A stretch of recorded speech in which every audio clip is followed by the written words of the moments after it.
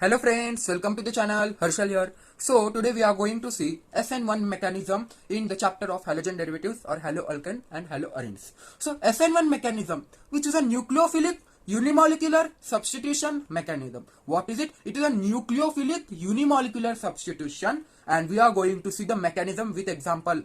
So the example is here, it is a tert butyl bromide. What is it? It is a tert butyl bromide react and hydroxide ion. The reaction between tert butyl bromide. What is tert butyl bromide? Tert butyl bromide is a tertiary butyl bromide. Means it reacts with OH minus ion, which is a hydroxide ion, and gives tert butyl alcohol. So first of all, that what is nucleophile? Nucleophile is a which have a positive charge and that attack on a electrophile. That is a part of reaction mechanism. So SN1 mechanism, the example of SN1 mechanism is when tertiary butyl bromide react with hydroxide ion and gives a tertiary butyl alcohol with byproduct of bromide ion. Understood? This is an overall mechanism. We are going to see its whole detailed mechanism step by step. So let's start. So I am taking the tertiary butyl bromide. The formula of tertiary butyl bromide is C. Here bromine. I wrote down the carbon bromine ion. Now I am going to attach it to 3 methyl groups. This is nothing but tertiary butyl bromide. When it reacts with OH minus, which is a nucleophile hydroxide ion, this is a tertiary butyl bromide, and gives out tertiary butyl alcohol. The formula of tertiary butyl alcohol, here OH bond, then CH3, here CH3, and here CH3. Simple reaction, and it also give out bromide ion. Okay, now I write down the all name, which is, what is this? This is tertiary butyl bromide. Butyl bromide. This is a nucleophile, and the name of this nucleophile is hydroxide ion. OH minus, hydroxide ion. This is tertiary butyl alcohol. And this is bromide.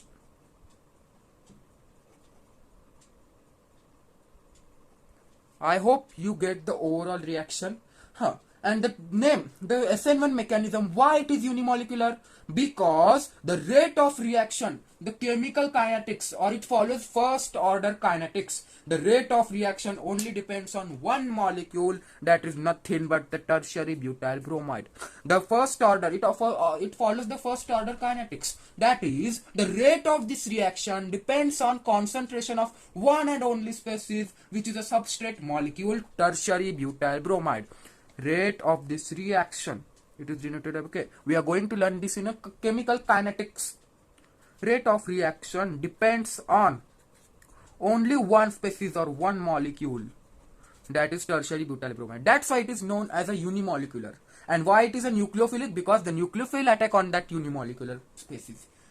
Hope you get it. The rate of reaction depends on the concentration of only one species, which is the substrate molecule, tertiary butyl bromide. This is a substrate. This is the initial molecule, substrate molecule, and hence it is called substitution nucleophilic unimolecular SN1 mechanism. It can be seen in reaction that concentration of only substrate appears in rate equation. That is, concentration of nucleophile doesn't influence the reaction center or reaction rate. Reaction rate means there are two substrates. Once there are two molecules initially, one is tertiary butyl bromide and one is nucleophile hydroxide ion, but only one molecule is going to be follow the first order kinetics. Only the rate of reaction depends only on one molecule species, that is tertiary butyl bromide. That's why it is known as a unimolecular substitution reaction. The rate of reaction doesn't depend on nucleophile, which is OH minus. I hope you are clear with this. In other words, we can say that tertiary butyl bromide reacts with hydroxide by two-step mechanism. In SN1 mechanism, there is two-step and unimolecular. In SN2 reaction, there is one step, but that is bimolecular. Why? Because the rate of reaction in SN2 depends on two molecules. That's why it is a bimolecular. So I hope you are going. Now we are going to see the steps. Step 1 and step 2. So let's see the step 1. SN1 mechanism. step 1 process. In step 1 process, what happens? The CH3, which is nothing but it is a butyl bromide, tertiary butyl bromide. Here the electrons are transferred into the bromine, and it is a slow process, slow and reversible. Let me write it down. The step 1 is slow as well as reversible process. That's why it is a rate dependent process. Step 1 is rate dependent process. I hope you are clear with this. And then after all, it forms a carbocation intermediate. What is carbocation? Carbocation is nothing but it is a hydrocarbon which have a positive charge. That is called as a carbocation. Here, what is this? It is a tertiary butyl carbocation which is an intermediate. Let me write down. It is a carbocation intermediate. We are seeing the first step of SN1 reaction. Carbocation intermediate. This is carbocation intermediate. What is this? When it is the first step when the bond is breaking take place. That CH33C plus and Br minus. What is Br minus? Br minus nothing but an bromide ion. It is an anion, it is an cation. It is a carbocation, it is a anion. So step 2. Step 2 is a very interesting process. It is a rate dependent process. Rate dependent process. It follows the first order kinetics. Don't forget that SN1 mechanism follows first class of order kinetics. Now step 2. What is step 2? In step 2, nothing happens but the carbocation which is formed in first step. The carbocation which is formed in first step reacts with OH hydroxide ion, and it is, what is this? This is nothing but this is a nucleophile. Hydroxide ion is nothing but a nucleophile. When the nucleophile attacks, this attacks on a tertiary butyl carbocation and forms the product which is CH3 thrice COH. What is this? This is nothing but tertiary butyl alcohol. So let's revise the step first and step 2. In step 1, the CH3 Br bond breaks and forms a cation and an anion which is a carbocation intermediate and bromide ion.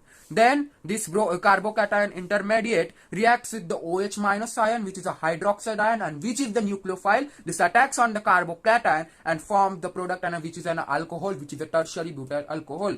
So the compound which is formed due to SN1 mechanism is a tertiary butyl alcohol. In the slow step CX bond, let's revise. In the slow step CX bond means X means bromide. CX bond in substrate undergoes heterolysis. Heterolysis means unsymmetric fission. Means here it is a positive and here it is a negative. So it is a not symmetric. It is an unsymmetric fission and fast step. And then subsequent fast step when the nucleophile, its electron pair, negative charge means what? It's electron pair. It uses it to form a new bond with a carbon. Which is going from a carbocation and forms a tertiary butyl alcohol. This is the overall reaction of SN1 reaction. Let's revise again.